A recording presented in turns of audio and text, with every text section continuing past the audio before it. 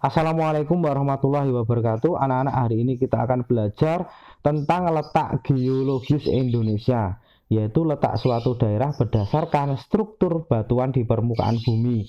Kalian lihat di layar itu adalah peta letak geologis Indonesia. Yang pertama anak-anak, letak geologis Indonesia itu di antara dua dangkalan anak-anak ya.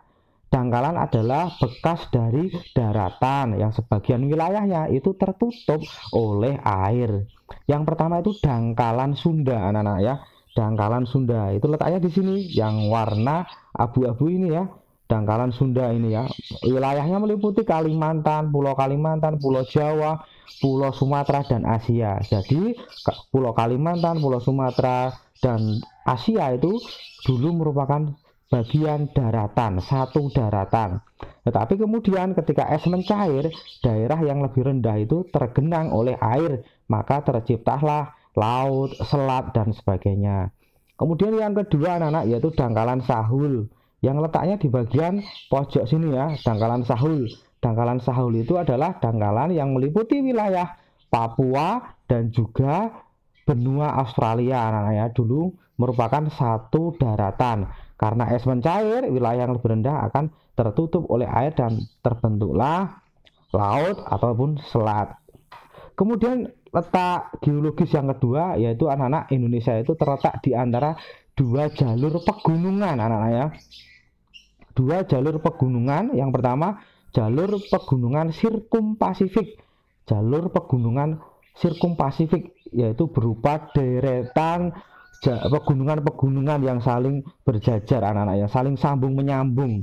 Yang pertama Sirkumpasifik itu dimulai kalau di sini dari negara Filipina anak-anak ya, kemudian masuk ke Indonesia lewat Pulau Sulawesi, di ujung utara Pulau Sulawesi ya, masuk ke situ, kemudian berlanjut ke Pulau Maluku, dan kemudian berlanjut ke Pulau Papua, dan akhirnya berlanjut lagi ke Pulau Halmahera.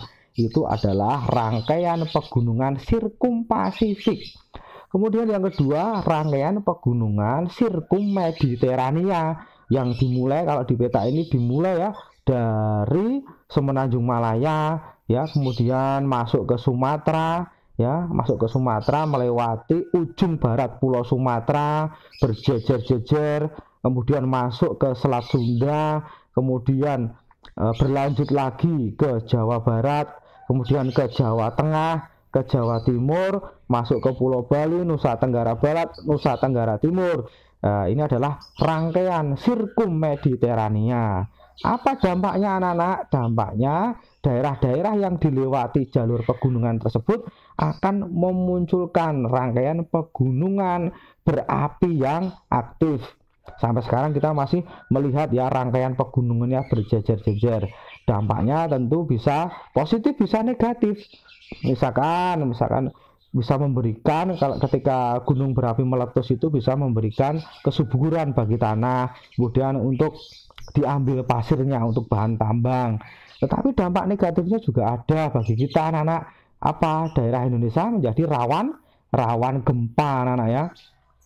Rawan gempa. Kalau gempanya di laut bisa mengakibatkan terjadinya tsunami dan sebagainya. Itu tadi dampak negatifnya. Demikian anak-anak pelajaran kita hari ini. Terima kasih. Assalamualaikum warahmatullahi wabarakatuh.